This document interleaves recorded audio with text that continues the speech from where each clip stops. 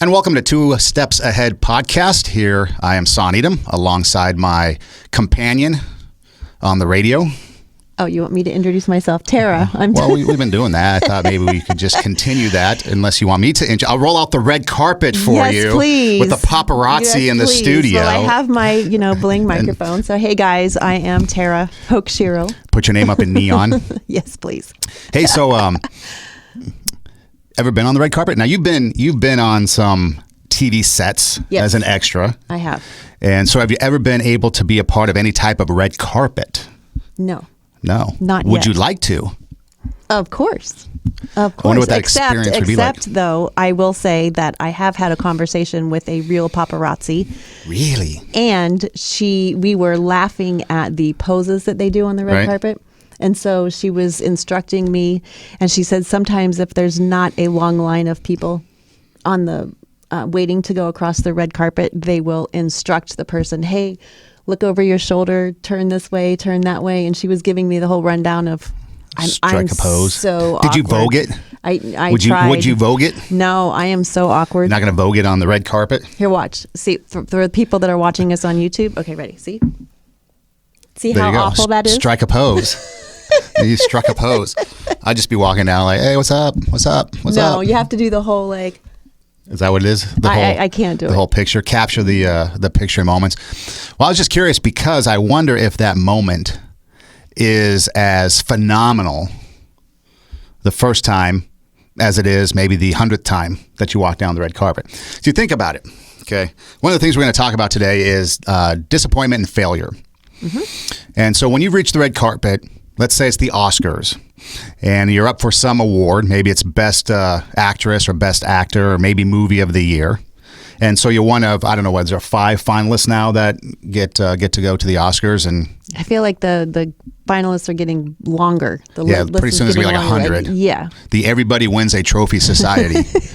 But so then you get there and you have the nominees read and you're sitting there in anticipation of wanting to win. Yes. But yet someone else's name is called out and you lose. Or maybe a runner-up, if you want to be that way. Miss Congeniality. I wonder if that disappointment, how strong that disappointment might be for somebody to know that they were so close to getting that statue, but yet so far. I wonder about that because on the one hand, the statue means more money, more contracts, more opportunities. On the other hand, being in the category, I would think, I know a lady that was nominated and didn't win, but I don't know that it has helped her career. She was looking for a job after that, actually. Well, so it's interesting how the statue can bring more money, more opportunity, and being in the category you would think would. Right. Because now you're starting to see people with the slogan Oscar nominated. Right. Come see this new film by Oscar nominated. Right. So they did not win, but they were nominated. Mm-hmm. Before it used to be Oscar award winner, whomever, is starring in this new film. Come check it out. Or who was it? Susan Lucci? Who was like always nominated for some like daytime soap opera and like never won in like 50 years, and then she finally won. Right. And I feel like they might have given it to her for just because. Like, okay, enough is enough. Let's just give her the award. She should have won it years ago. I'm making fun because I used to watch her back in the day.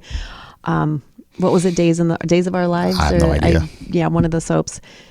She was amazing. She should have won years ago, but I feel like towards the end, it's like, okay, come on. Is that like the sands through a hourglass, so are the days of our lives? Yes. Is that one? Yes. Okay. But I wonder if she was disappointed every year, or if she just realized that this is maybe the game, and maybe people just made it so that I even wonder if she got more popular or a higher popularity rate because she didn't win versus if she had just won. Then the whole thing would have gone away. So like by her not winning every year, maybe it was better for her because her name was in the media and then the limelight every year. And like they say, there's no such thing as bad publicity unless there's no publicity. I was just going to say that. And you don't get publicity. You could win 20 years ago and never win again. Right. And no one knows about you. Or you cannot win every year and every year someone's talking about you. Exactly. So I was just wondering if if those people, if they even care. I mean, I know they want to win and they want to get that award and that prizes and the accolades and stuff like that. But I wonder if they really do care whether or not they win? I wonder if that failure or that did, I guess not really. In that case, I guess it's not failure because you're one of the top 5 nominees for the best whatever. So maybe it's a little disappointing that you didn't win. I think it's interesting. So we're recording this in the month of December. A couple of weeks ago, the CMAs were on. We watched Country Music Awards. Thank you. For those that might not know the CMAs. That's right. So I just watched it a couple of nights ago, and it's amazing when they announce the winners, when they're doing the category, and they do the same thing on the Oscars. You know, they put the square up. Right. They put the 5 squares of the 5 faces up on the television so you can see everybody's reaction when they read the name. That's my favorite part, is watching all of the different reactions when they win, and then 2, when their name is not called. Some people are very gracious because, social media, oh, did you see, so-and-so, such a sore loser? And then so I think probably people have gotten the joke, like, I need to look happy for the person, even though I didn't win. But there's genuine disappointment. There are some people who are cheer and they clap for the other person, but there's also genuine disappointment. Yeah, and I think that especially if you've worked hard at something. I mean, I think back over my radio career, for example. I got a couple of stories I'll share about disappointment. Okay. So the first off, I was working at a news talk station, KRLA, and I was working a 9 p.m. to an 11 p.m. show, Kevin James show. And we were working really hard to make this show a success, especially a night show, because, the nighttime competition really wasn't there as far as other radio stations and radio shows like ours. And it started to grow. It started to become a big success. And there was talks of management moving us to maybe a prime time slot, maybe afternoon drive, or maybe even earlier in the evening, but a better time slot. And so we were starting to make these plans, what we're going to do to grow the show and to even expand in the new time frame, which I think might have been like even 6 to 9, something like that, Okay. We ended up midnight to 3. Oh. And I remember turning to Kevin when we got the announcement. And I used to get in a couple hours ahead of time before the show, about 7 or so, and we'd put in the prep time and we'd get things ready to go. I remember telling him, or asking him, hey, what time do you want me in now that we're going midnight to 3? He looked at me and he said, 11:59. Because it was disappointing to think that we had put all this hard work in and that we could get rewarded with a better time slot. And then we actually got a worse time slot, midnight to 3. Overnights, Art Bell type stuff. It was moon bats and aliens. And so then eventually he decided to run for mayor and quit the show. And so then I was put into this limbo, so to speak, of radio at the radio station, just bouncing around from shift to shift because they wanted to keep me on. But the disappointment was that I lost a cool gig with a show that was doing really well. First, we lost the time slot, and then I got put into Sunday mornings and overnights and all this crappy time slots. And then eventually got hooked up with the Frank Sontag show. And so I spent about, I think, 4 years with him, and we grew the show. And again, they started talking about, same management, started talking about moving us to national and maybe doing a national show with the Frank Sontag show.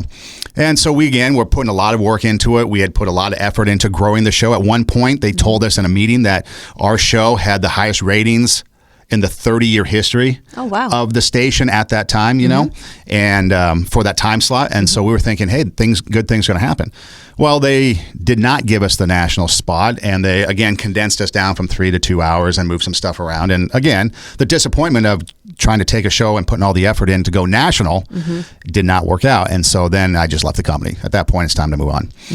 And so again, when you're dealing with, you can kind of be like professional or business related in the working world, those are a couple of examples for me that was disappointing because you had to put in all this effort to just get to the point for consideration. And then they come and tease you with this, hey, we're going to try to put you guys national. Oh, never mind. We've gone something. We decided to do something else. And then you're like, why did I put all that work into it? So let me ask you, do you feel now in hindsight, I know obviously we don't live in hindsight in 2020, but now that you have some distance from it and you have the benefit of looking back, do you feel that those smaller short-term disappointments, are you seeing them in a different light because it gave you time to have experience in multiple No, it still areas, blows. it still blows. It still blows. I think they made a horrible decision. Right. But that's okay because now I'm in a place where I'm happy. But here's the thing. Okay. First off, I wouldn't have changed anything as far as my work ethic, because my work ethic is always higher, or always has been higher than anybody else can put on me. So for me to be able to, I'm going to do a bunch of hard work and do extra work so I can get a show to go national, isn't my thought process. It's I'm going to do all this extra work and make it hard to make the show a success because those are my standards. Okay. And then if I do fail, let's say we don't go national, I'm still succeeding far beyond other people's expectations. And Right. I'm succeeding far beyond what other people's successes might be. So Right. my own standards are going to be a lot higher, and the demand on me is going to be a lot more than anybody can place on me. So I wouldn't have changed anything. The only thing that was kind of sucky about the whole thing was the fact that there was an opportunity to prove this on a national level, because it would have been a successful show on a national level. We would have kicked ass. Right. But we didn't get that opportunity, and that's where the disappointment comes in, is the fact that the opportunity wasn't given to us. Right. And so we couldn't showcase our talents and abilities on the national level like we did at the local level. And I really wanted that opportunity. That was one thing I really wanted to do in my radio career, was given the opportunity to produce something on the national level. And twice we were denied, or I was denied. And that hopefully that still comes in the future. Yeah, we'll see. Maybe that wasn't. Maybe that just wasn't the one that was going to be. Yeah. But there might be some that comes in the future. That could be. But the disappointment is there. It's real. It's because, like you said, it feels like you did all of this work and it wasn't validated in the way that you had hoped and expected. And the validation would have been through a national program. Yeah, and I think we were warranted with it, but they decided to do something else, and that's fine. But again, so for me, the point here is that I did not let that disappointment stop me from continuing to pursue my excellence. So with the Kevin James Show, which was the first year, which was a few years earlier, I could have just given up and been like, well, management's going to be this way the entire time, and therefore I'm just going to coast along and do my thing, collect my paycheck. But I decided to not let it affect me, can maintain my high standards anyways, and then got to the point where with another show, I did the same thing. So, again, I'm like the Oscar-nominated dude, just not the Oscar winner, because there was a couple times we had the opportunity Right. to potentially, we were in the mix for a national show. But again, I did not let that disappointment deal with me. I know some people do struggle with and suffer from disappointment, and they let it affect them, and they let it control them, and they give up. And you really can't give up, because once you give up because of a little disappointment, if I would have given up, then who knows where my radio career would have gone, maybe out the door. But because I didn't give up, I continued to pursue excellence for me, and only for me. I didn't care about anybody else at this point, but for me, and then eventually Frank and some other people. Right. But that was the point for me, is don't give up because you get that disappointment, or you did not get to achieve what we wanted to, or get what we wanted to in the business world, for example. And so I continued to maintain my high standards of working hard, putting together a good show, and and do that. So I would say that if people are struggling from disappointment, you're going to have to ride the emotional roller coaster, the good, the bad, the highs, the lows. But then in the end, don't give up, because the next great thing could be out there. And like you said, there still could be something out there for me, but who knows? Right. And those emotional highs and lows come a lot from our expectations of what we hope will happen or what we want to happen. So the disappointment comes, we're expecting to succeed. We're expecting to, like you said, be taken from local to national. Our expectation is that will come.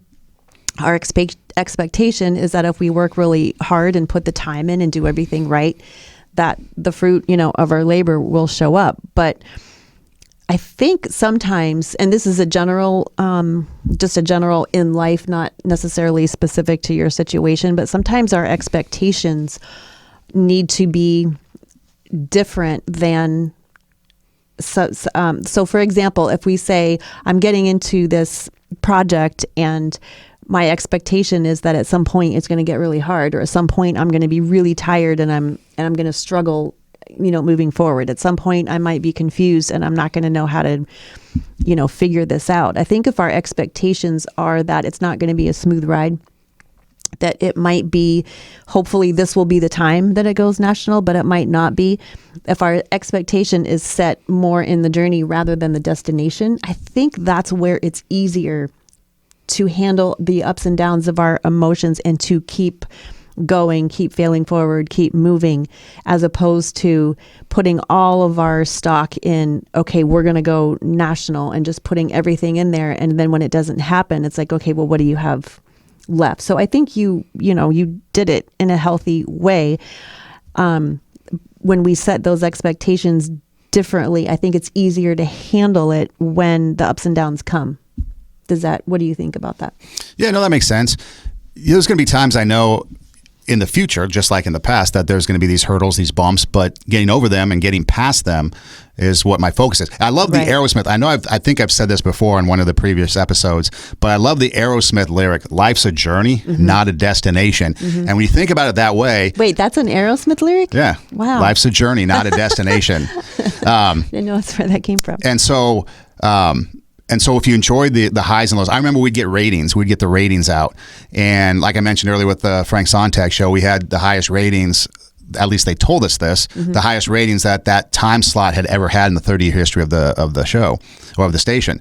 And I remember working at KLAC with the Loose Cannons, Steve Hartman, Michael Thompson, and Vic Jacobs. There were points in time where we were the number one noon to 4 show in LA for sports talk radio. So we've achieved some pretty good things. I've been able to achieve some pretty good things in my radio career as far as ratings and accolades and stuff like that.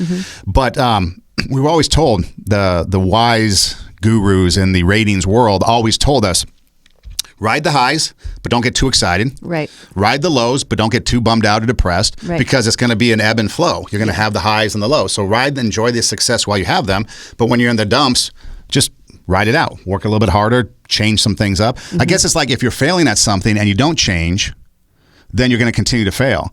But if failure is if you're going through like a down period, a failure type of time, change some things up and try to correct it. It's kind of like Tiger Woods, one of the greatest golfers ever. At one point in his career, changed his putting stroke, and he got even better before he ended up with all the problems that he had.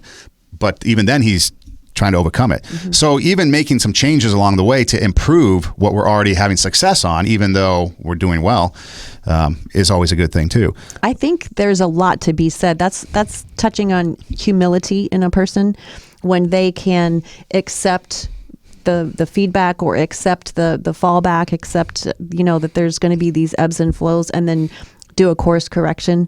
Somebody that I really admired who displayed that, Adam Lambert. I saw him in an interview, and he was talking about his career, how it had all the ebbs and flows of the time since he was on American Idol. And he was very forthright about, like he got all this flack, when he came out, and he I think he sang at the Grammys, and he got a lot of criticism for it, for the way that it went, some of the videos that he was putting out. And he just said, okay, get it. And he did kind of a course correction. And now he's, headlining for Queen, right. which I would love to see. He has an amazing voice. I love his voice. He seems to be a cool guy. So, but that's where the humility comes in, is that when we set our expectations that to absorb all of those ebbs and flows and that they're going to come, then it's a lot easier to handle. We don't take it as a complete shock or a complete break in the system if something doesn't happen. Because that's where the shoulds, we've talked about that before. Right. We start shoulding on ourselves, woulda, shoulda, coulda.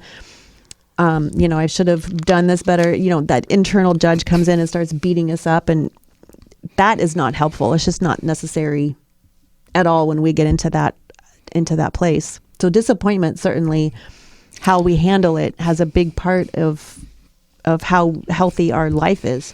So I love bringing sports into this type of analogy or this type of conversation as an analogy, because, for example, baseball. Baseball is a game of failure. Yep. People like to think of it as a game of success, but it's actually a game of failure and how you overcome that failure. For example, if you hit the magical 300 in baseball, you're probably an all-star, quite possibly could be headed for Hall of Fame consideration, depending on what else you do. But you have failed 7 out of 10 times. And 300 is batting 300 is batting average, Thank yes. you. Yeah, 300 is batting average. Thank you. Well, I assume your Trying to knowledge make sure. of Ohio State football. Better. I just thought maybe you were a little bit more sports-minded. No. Because of Ohio State. So, again, to assume. I don't watch baseball. Okay, I'm so sorry. baseball is a batting average of I go 300. to baseball to eat the popcorn and Okay, watch and the the Cracker people Jacks and sing the and seventh beer. inning stretch. Yes, that's why I go. Okay, so in baseball, if you have a 300 batting average, that means you've hit the ball 3 times out of 10 at-bats. Okay, got it. And so you failed 7 out of 10 times. If you take, for example, any of the home run hitters, Barry Bonds, he hit 755 home runs in his career. I think that's the most. It is the most, but I think it's 755. Hank Aaron at one time had the most. No, I'm sorry. Hank Aaron's at 755. Barry Bonds is like at 767, something like that. But anyways, okay, so 700 and some home runs, but you look at their strikeouts and it's in the thousands. Okay. Right. And so you take a look at the sporting analogy, and I think it was Michael Jordan who at one time had mentioned that there were 26 times he remembers that he was given the ball at the buzzer to take the final shot, and he did not make it. Okay. So you're going to have your failure. You're going to have your opportunities to take those failures and learn from them. And when I coach baseball, I'd always tell my players that baseball is a game of failure, and it's what you do with that failure afterwards that's going to make you successful. So if you are fielding a ball and you miss it and cause an error, or you throw the ball away, an error, what did you learn from that? Did you learn to make a better throw? What went wrong? Fielding the ball, things like that. And so so we take our failures and we learn from them, and then we can improve upon them because it's a result of something that didn't happen to go right, but we can change it and make it go right. So I want to take what you said and translate it into my world, because I love sports analogies, even though I don't understand sports. I watch the people who don't necessarily know what's going on in the game, but I love to read sports books. I love sports analogies. So when you say that a batter has a 300, right? So that means that he's hitting the ball 3 times out of 10. 3 times out of 10. Right? So 7 times he failed. Right? So, but in order to get that 300 or that 3 times out of 10, he had to try 10 times. Right. So if you're writing a book, if you are doing a podcast, if you are creating music, if you're a songwriter, any type of creativity, or even success in the business world, job interviews, if you're trying to get a new job or whatever, the only way that you're going to get that 300 at bat is if you try 10 times. And a lot of people don't translate what is happening in the sports world into common everyday life. You might have to date 10 people in order to find 3 that you could choose from. You might have to send 10 proposals for your song or for your book in order to get 3 maybes. And people fail to realize that. And even with job interviews, they think, oh, and this is where the disappointment comes in. It's like, oh, I should I'm expecting that the first time I go out, I'm going to get the job, or I'm expecting that it's not going to take. Listen, there's been writers or TV show people writing pilots, for TV shows that it takes years. You might have to submit something 100 times before you get a yes. So I always tell people, don't concentrate on the no's. Say to yourself, okay, it's just one down. So if we're going to use the 300 at bat example, I'm going to send it out to 10 people. So the first 7 times might be a rejection. So you have to be able to stomach that. So say to yourself, okay, 1 down, 9 more to go, 2 down, 8 more to go. So when you get those rejections, you know where you are. I'm going to try for the 300 at bat, right? But you have to people don't want to go through the monotony of going to bat 10 different times. They don't have the stomach for it. In sports they do, but not in right. Other areas we don't have the stomach for that. Oh, and the other thing too, keep in mind that you might have to put out 100 to get to 30. Your first 10 might be 0 for 10. That's right. But then you might go 30 for 90. Yep. And be a little bit more successful. I think it was Marilyn Monroe that said, just because you fail at something, or just because you fail once, doesn't mean you're going to fail at everything. And I think it was Thomas Edison said. I was going to say, how many times? 900. Yeah, Thomas Edison said that just because I failed 10,000 times It doesn't mean I failed. It means I just found 10,000 ways it doesn't work. Right. So you got to look for that one way that works. Right. And again, so these people, whether it be an athlete taking a shot at the buzzer 26 times and missing, how many times did he make it? Did Michael Jordan make it? And how many times is he remembered for making it? There's a famous clip, I think it's against the Utah Jazz, where he puts that in the air, puts that at the buzzer and he's jumping in the air, and in a championship game back in the 90s. And it's a famous clip that any Michael Jordan fan is going to know. And so he's remembered for making them, not missing them. Right. Marilyn Monroe is remembered for a lot of things, but she's more remembered for success than she is for any of her failures. Thomas Edison, all these people are remembered for their success, not their failure. They did not let failure stop them. They continued to go after it, and eventually they found what works. Like you said, whether it's publishing 10 books and one hit, all you need is one to hit. Whether it's putting out 10 movie scripts, one hits. Auditioning. So I have 8 more to go. You have 8 more to go. I've published 2 books. I have 8 more to go before I have a national bestseller. Yeah. But here's a thought that you're reminding me of is that so we have disappointment of what we didn't get, but what is it that is stronger than disappointment to keep us moving forward? Well, to me, it's the drive for me, it's the drive for my own And standards. the passion. Yeah, the passion. Yeah, Yeah. take your passion and make it happen, as the song says. Not taking no for an answer. Right. Yeah. It's that girl in the Pennsylvania mining town that reaches into the air and pulls down the water and then dances her way into the academy and becomes, you take your passion and make it happen. And we touched on success, defining success in a couple episodes ago, but even just for you creating or authoring 2 books and getting them even self-published, that can be successful to you. Doing this podcast could be successful to us. Right. I do a music show called The Beat Goes On, and it plays on the internet and then a couple radio stations across the country. Maybe nationally, people might not know about it, but to me, having it on a couple radio stations across the country, to me, that's success. And so again, we got to be careful when it comes to defining failure versus success. And I think there's a fine line. Failure can be something that we mistake success for. Wait, I have to think about that. I don't, my brain doesn't work well in double negatives. Okay, say that again. Failure could be something that we mistake success for. So you say you need to write 8 more books to become a national bestseller. Right. Okay, well, national bestseller is a level of success. So are you viewing your 2 books as failures because they are not national bestsellers, or are they successful because you were able to write them and you were able to get them published? So, that's so deep. Like, I'm a deep thinker, and that was so good. I got it. So we have to be careful that we don't mistake our successes right. and think of them as failures.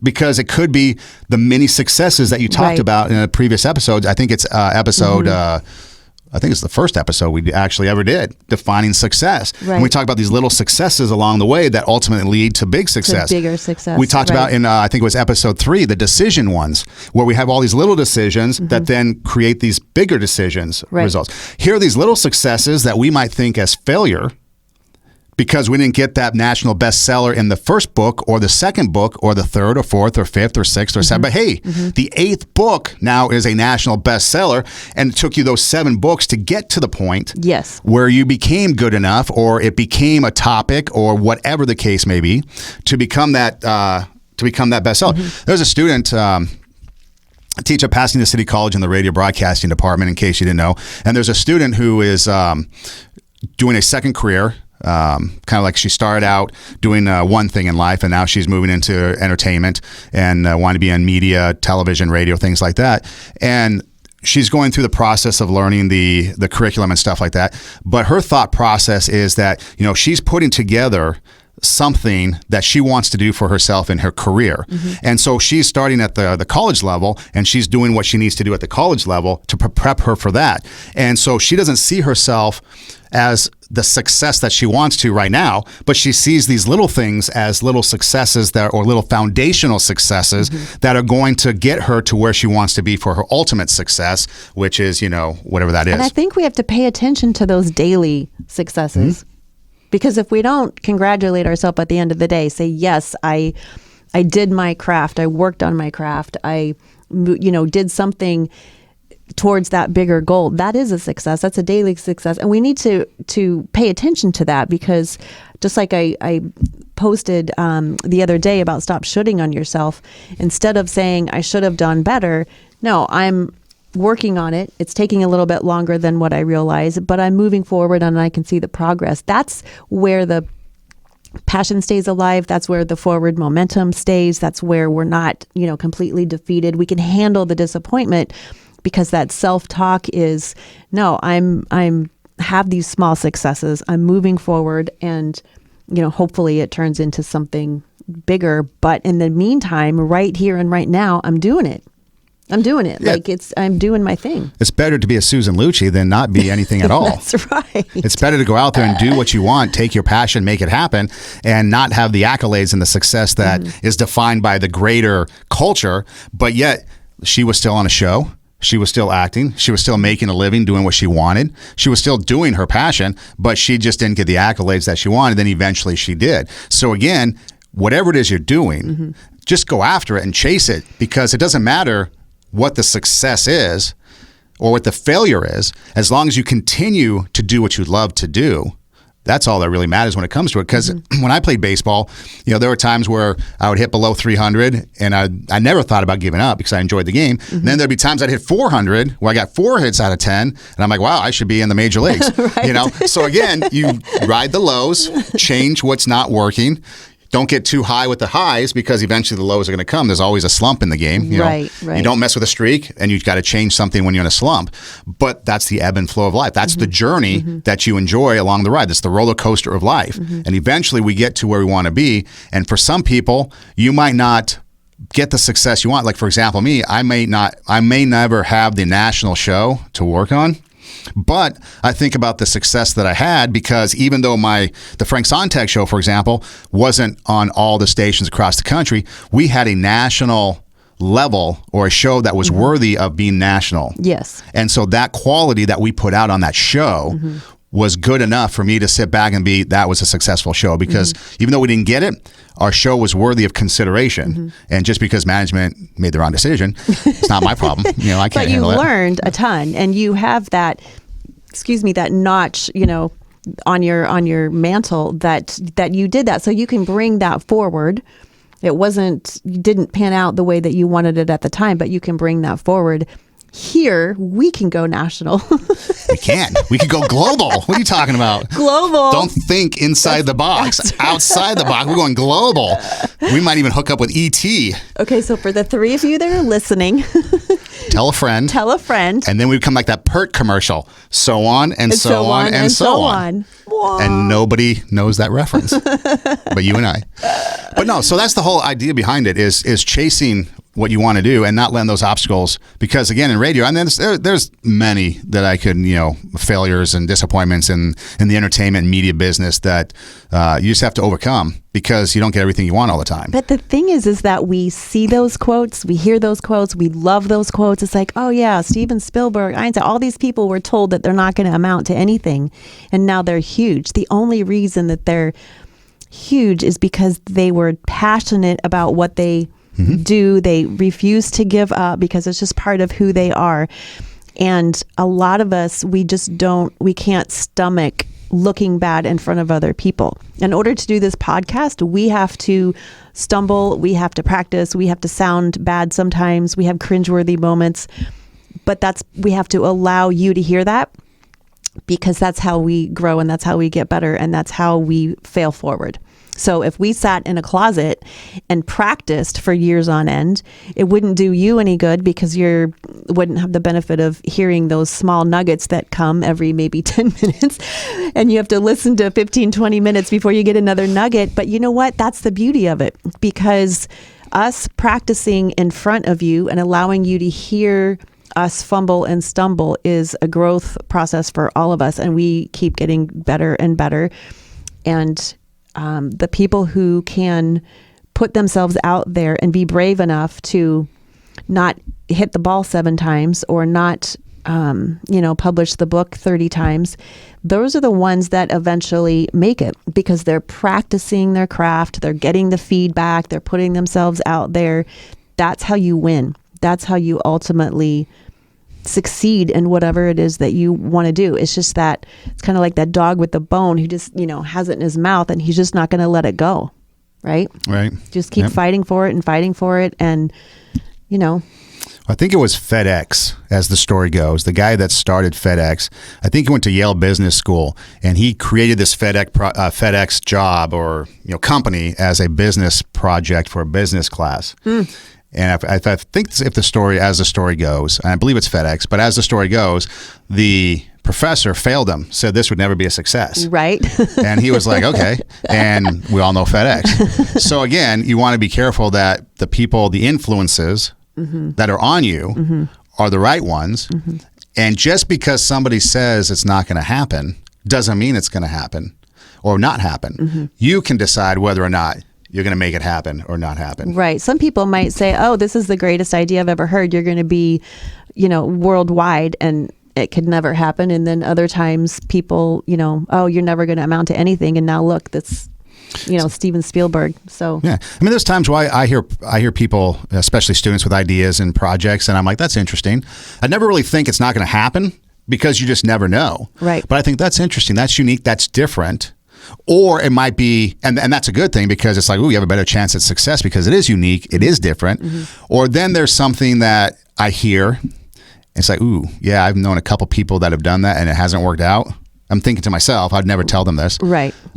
But I might advise them, hey, just know that there's a couple people who have done this before and it hasn't worked out. That doesn't mean it's not going to work out for you. But just know that, you have an uphill battle. And I try to give them realistic expectations and not this like, yeah, go do it because you're going to be, the next Oprah. Right. So you want to have realistic expectations, but also know that along the way, I think it was Ryan Seacrest, I was told one time that he was, everyone knows Ryan Seacrest, American Idol, the ball drop in New York City, New Year's that's coming up and stuff like that. But at one time he was, I guess, on his way out at Kiss FM. They were thinking of making some changes. Really? So the story goes, from a reliable source, remain unnamed. But then he got the American Idol gig and he blew up. And so now, of course, he's busier than ever, and he's the most popular guy on the planet, practically, in the media business. Like up there with Dick Clark and Casey Kasem, that type of thing. Right. And so, again, opportunities are going to come. Even if you're successful, opportunities will come that could save your career. You might be on top of your game now, but at some point, I look at the dot-com businesses back in the 90s. I mean, everybody was living high on the hog, and then the bubble burst, and now there is nothing. Right. So again, just because you're riding high doesn't mean that bumps are going to come. And I think it's Wall Street. I wish I remembered. I was going to look it up before we started the show, and then I forgot. But it was the movie Wall Street at the end when Charlie Sheen is going to be arrested, and one of the older guys approaches him and says, you can tell the character of a man when he looks into the abyss and sees nothing staring back at him. It's like, what kind of character are you going to have, and how are you going to overcome that when there's nothing?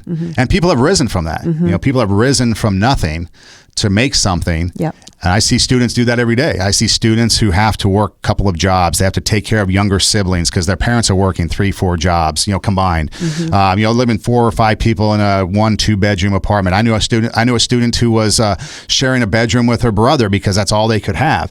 And yet they're coming to school every day. Right. They're getting an education. They're getting accepted to a 4-year school. People might look at that person as, oh, you are sharing a room with your brother and you've got this and what? But I see it as a success because you're coming to school.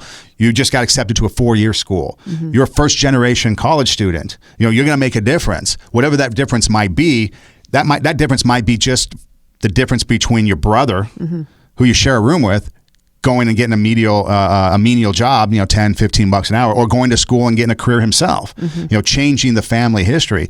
And so again, when it goes back to don't look at or don't mistake your success and think it's a failure, when indeed it could actually be a success and a foundational success that is going to lay the foundation, the building blocks for you to ultimately build your empire.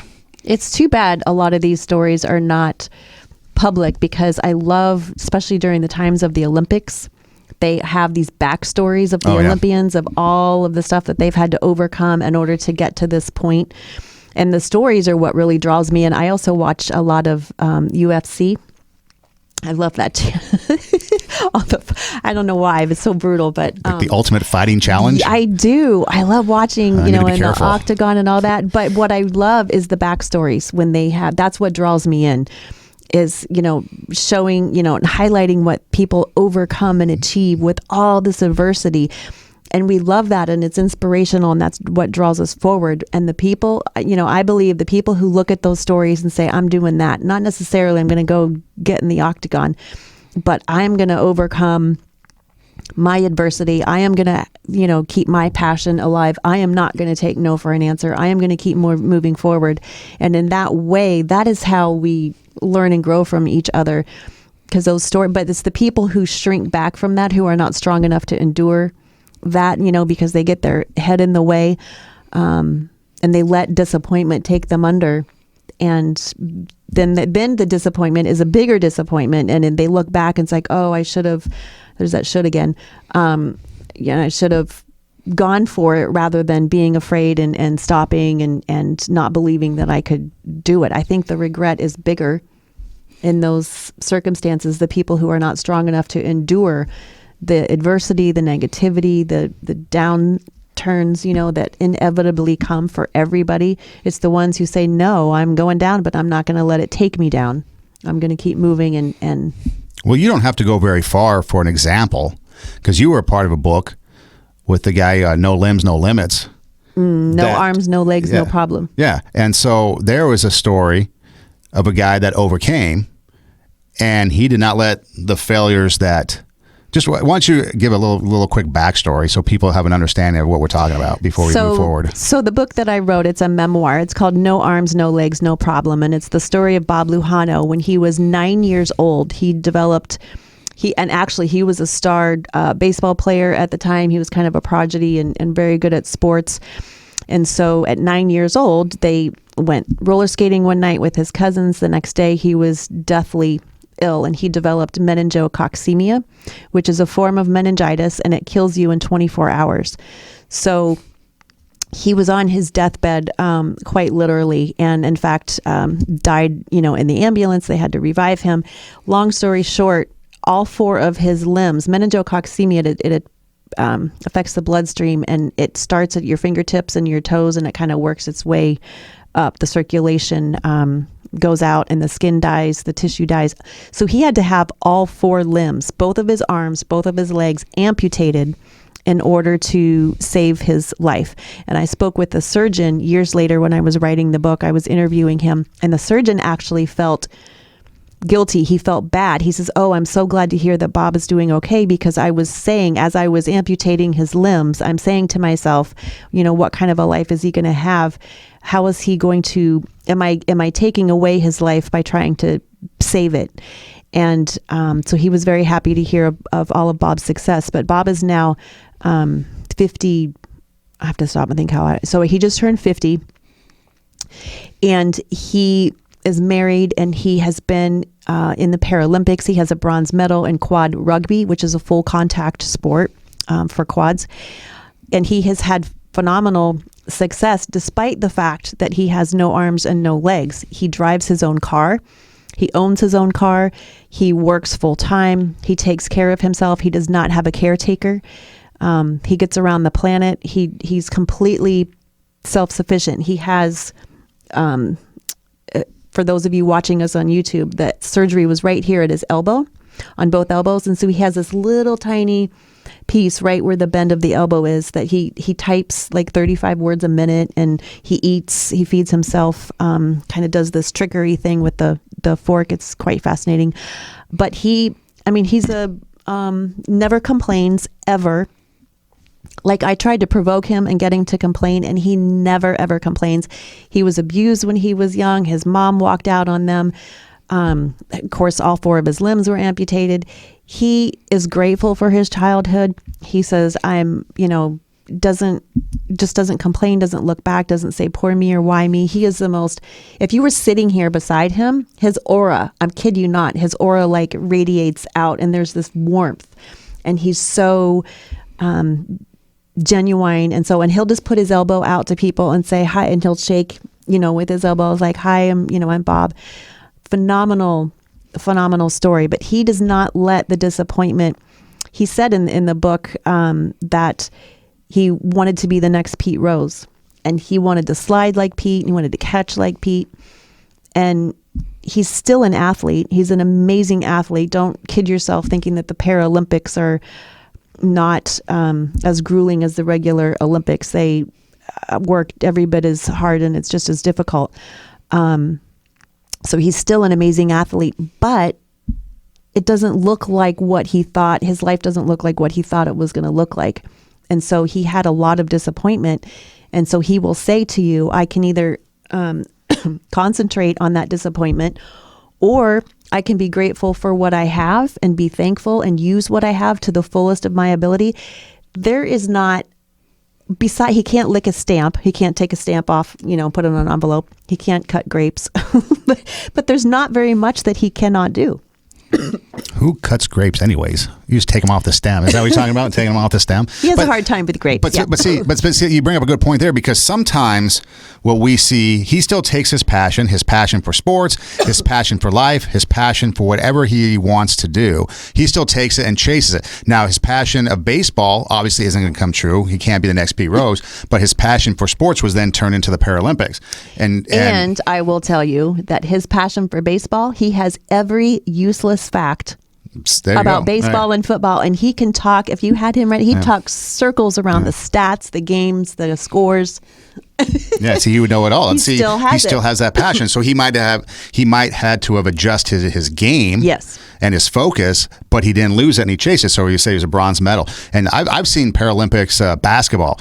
They will clean your clock in the wheelchair. They would just come and knock you silly. Oh yeah. So yeah, like you said, it's one of those things where that's not just hey, tit for tat. It's like they go full board. And quad rugby, if you ever get a chance to look that up on YouTube, it is a full contact sport, and they knock each other out of their wheelchair on purpose. And of course they're quads, so they're laying there upside down until someone comes and picks them up. And it's like horrifying. It's like, oh my gosh, that poor guy. And it's like wait, and they're like, no, and they just sit there and wait until the ref comes over and plops them back up in the chair, and then they do it on purpose. And so, and Bob, because he doesn't have arms and legs, he just has he has to wear a different kind of a seatbelt. They used to push him out of his chair on purpose, and they called him the flying squirrel because he couldn't, like the seatbelt that they wear, it was around his waist, but because he didn't have legs, he would come up and out of the seatbelt, and they called him the flying squirrel. And they're like, okay,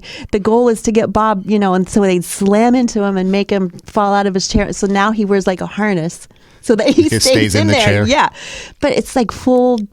They're phenomenal athletes, quad rugby. I think everybody that has been successful in life, no matter what your degree is, whether it be like Bill Gates, whether it be an Albert Einstein, a Thomas Edison, a Marilyn Monroe, they all recognize that failure is going to happen. Mm-hmm. Failure doesn't define you if you don't let it. It's what you learn from that. Exactly. That then makes you a success. And oftentimes you learn more from failure than you do success. That's if you're where successful, the growth comes in. Yeah, exactly. If you're successful all the time, you're not going to grow. It's when you fail or you lose or something goes wrong, then it's like, okay, what do I have to do to change to make it better? Yeah. I remember in basketball, the saying was always practice makes perfect, but our coach would always say perfect practice makes perfect. Practice makes permanent. So if you're practicing something the wrong way, you're going to learn to do it the wrong way every time. If you practice to do something the right way, the perfect way, then you're going to learn to do it the perfect way every time. And so that's what we strive to do. There is no such thing as perfection, except every once in a while you might achieve perfection, like a perfect game in baseball where you don't give up a hit, or maybe you go 4 for 4 in a game. So there's little moments of perfection. But we're never going to be perfect all the time. But we want to strive to be perfect, because then when we get to the point where that's what our standards are, and for me, my standards are always higher than what anybody else can put on me. And so sometimes, and that's what I got to see, and that's what I got to be careful with, because I will look at something that I'm doing and I think it's a failure. Like I just teach this class in the fall of 19 here, and I thought I sucked at it. But the students, they were telling me that it was a great class. They really enjoyed it. They had a good time. And I'm thinking, that's horrible. Oh, but wow. My standards were so high for the class that I thought it was a failure, even though other people thought it was a success. And so I think that's where it goes back to. Even though I achieve high things, my successes are still going to be higher than what, or I can't view my failure as a failure if it really is a success, because, I aim so high and I don't reach that mark. I'm like, oh, I failed. Well, maybe I didn't. So I do have to be careful there with We're that. so hard on ourselves. Well, yeah, we are our own worst critics. Oh, we are, because I mentioned to you earlier today, we're in the beginnings of recording this podcast. And so this is number 6. So I have been hesitant to promote so far, because there are a lot of cringeworthy moments in some of these, and I'm like, oh, but we have to do it. We have to not be so hard on ourselves, and we have to just get up to bat anyway. So I want to ask you a question, because you've played baseball, you're a sports person. So I heard this. Tell me if it's true. The person who, say like the pitcher, the pitcher who concentrates on, I'm going to get X amount of ratio, or I'm going to win the game, or I'm going to get so many outs or whatever, as opposed to the pitcher who says, I'm going to concentrate on holding my arm right, focusing on the position of my elbow, focusing on how I spin, the one that focuses on the step by step, as opposed to, oh, I'm going to get this guy out, is the one that, is that true? Yeah. Okay. So we talked a little bit earlier about the foundational success. So this is a good point for that. So as a pitcher, for example, or any player, if you're practicing the fundamentals and your fundamentals are successful, okay, so the pitcher is going to do his windup and his arm slot is a certain way. He's gripping the ball the right way. He gets the right spin on the ball. All that little things that are successful equal a greater chance of success in the game. So yeah, so if you're focusing, and I think I mentioned this in an earlier podcast too, when I was in Nebraska, I was doing a play-by-play for a radio station. I'd cover the local high school sports scene, and there was a coach from another town, and I asked him why he was so successful, and he mentioned that they did not focus on the big game, the overall game. They focused on, okay, if we can shoot 60% from the floor, that means we make 6 baskets out of every 10 shots we make. If we go to the free throw line and we get 75%, if we allow the other team to or limit their shots, and they were focusing on these smaller areas of the game, and he never once mentioned, yeah, if we score more points than them, we're going to win, which is the obvious outcome. You score more points, you win. But in order for them to score more points, they felt that if they focused on these things, the scoreboard would take care of himself. So so a pitcher, a batter, the way he hits, the way he approaches, the way he his stands, his swing, all that stuff. If you focus on those little things, those little foundational successes, then are going to equal a greater success, which is hitting the ball, which is getting more strikeouts, getting more wins, whatever the case may be, it's going to be more success. So yeah, that's absolutely true. If you go out and say it's having a game plan, was it really comes down to. It's like, what's my game plan for success? Okay, my game plan for success is I'm going to make sure that my team shoots 60% from the floor. We're going to shoot 75% from the free throw line. We're going to out-rebound our team. So when the shot is missed, my team's going to get the ball more than their team, because that's going to give us more opportunities for making baskets. And so you start to have a game plan for success. Now, along the way, you're going to fail. Oh, we only made 40% of the shots, or they out-rebounded us. We may have still won, but because we had more score. But these were the things they were focusing on. So so those little things you focus on tend to, so when you're writing a book, are you thinking of the entire, you're thinking of the entire, story plot line, but how are you going to convey that story chapter by chapter to keep people reading from chapter 1 to chapter 2 to chapter 3. Exactly. You could just write down, boy meets girl, live happily ever after. I mean, that's every Disney movie out there. But how do you get to that point? Well, you got to have a beginning, then you have the climax, then you have the the fighting or the controversy or whatever it is, and then you have we live happily ever after. So it's how you tell the story over those chapters that keep people reading. And so you have to have a game plan, and that's what it is in sports. I'm sure that's what it is in writing. Is how do you tell that story? How do you work on those little fundamentals, those foundational successes in each of the chapters that then equal a successful national best-selling book in book 8. Right.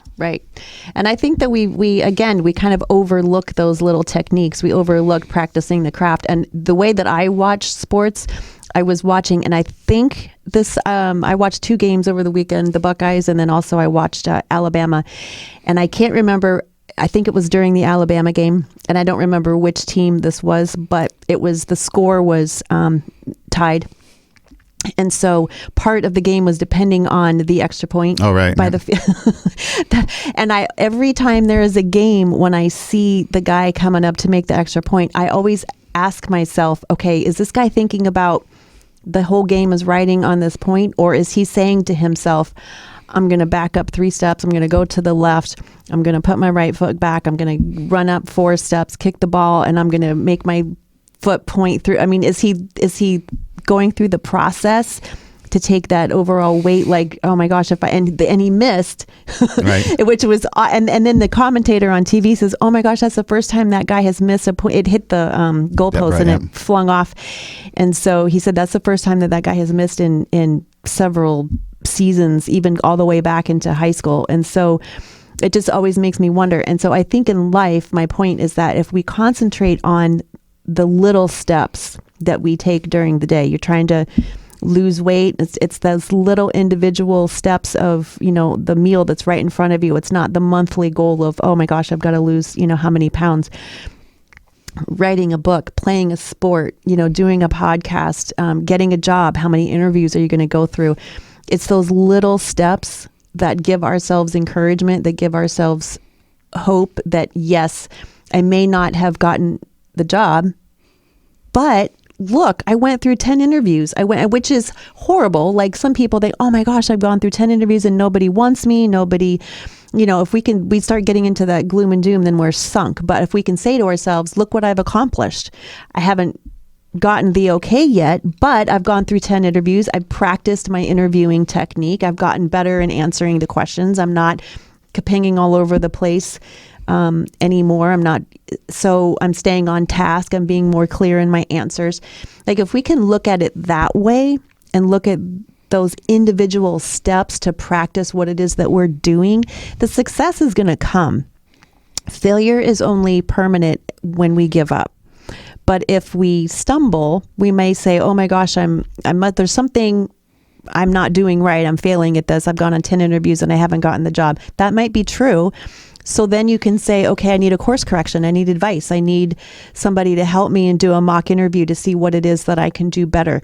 But still take that success of, hey, I've gone through 10 interviews. I've progressed. I'm progressing. I can see the forward movement. And that is where ultimate success is going to come. It's where the fulfillment in ourselves comes. It's where the happiness and the joy come in our daily life, because we're not all gloom and doom and beating ourselves up.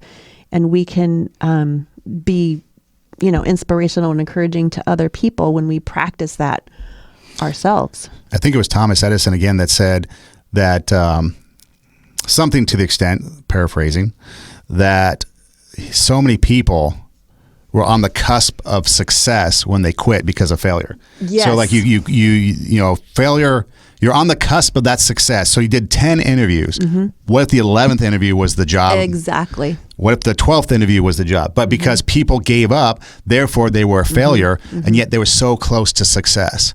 Like you say, you found 10,000 ways to do something wrong, but 10,001, and we've got whatever you created. The many things. So again, as we wrap things up here, when you look at failure for me, it's first off, don't confuse success and failure.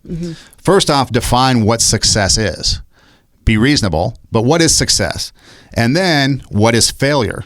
And then decide what's successful and what is failure. For me, not getting a national show could be deemed as a failure, but my shows were to the point where they were considered for national recognition, so they were successful. If you are doing a job, if you are chasing a dream, if you're going out on auditions, if you're writing a book, whatever it is, you might not have the national bestseller, but you've self-published a book. You've written 2 books. You did a podcast, you went on auditions. Those are all successes, foundational successes that will ultimately lead to your greater success. And so again, don't give up on yourself. Don't let failure stop you. Don't let the hurdles of life get in your way. Remember, life's a journey, not a destination. There's going to be the ebbs and the flows, the good, the bad, the ups and downs. Just ride with it. Just strap in and go for it. And don't let success at the finish line, don't stop before that finish line because of failure, because you never know, the next thing you do could be that successful thing that you're looking for. And ultimately, chase your passion. take your passion, make it happen, chase your dreams, don't give up on yourself, and enjoy the ride of life. I'll give you the last word. So from the Susan Lucci radio. Yes. Be Susan Lucci. No, that was awesome. And I would just say when you're setting your expectations, set the expectations to know that stress is coming, that the ebbs and flows of life are coming, that it's not all going to be easy, that there are going to be times when you're practicing and nobody's watching and nobody's giving you credit. But that doesn't mean that it's all for naught.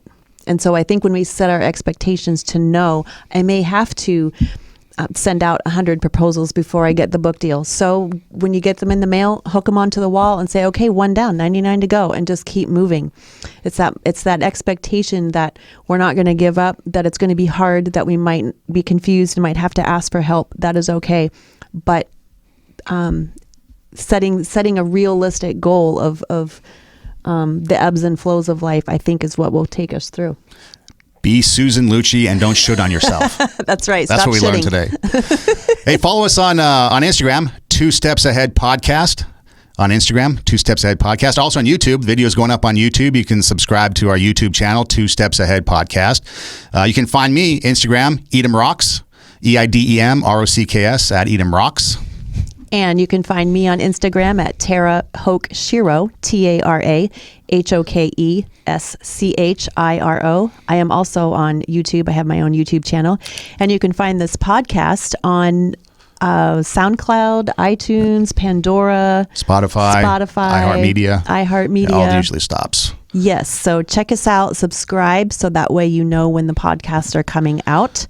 And links are in the bio on 2 Steps Ahead Podcast, in the bio of the Instagram account. So you can go there, or mine. It's on there too. So that's how you can find it. But just 2 Steps Ahead Podcast is where you can find us on all the stops. And we thank you for listening. DM us if there's any comments you'd like to share with us. Good, bad, the ugly. We'll take them all. Questions you want us to answer? Yeah, questions, answers, topics, anything else. 2 Steps Ahead Podcast at gmail.com too. We have it all. Just look for us. We're everywhere. Hey, thanks for being with us. I think that's going to do it for this. Don't let failure stop you. Take your passion, make it happen, chase your dreams. Be Susan Lucci. Don't give up on yourself. Thanks, guys. Take care. See you next week.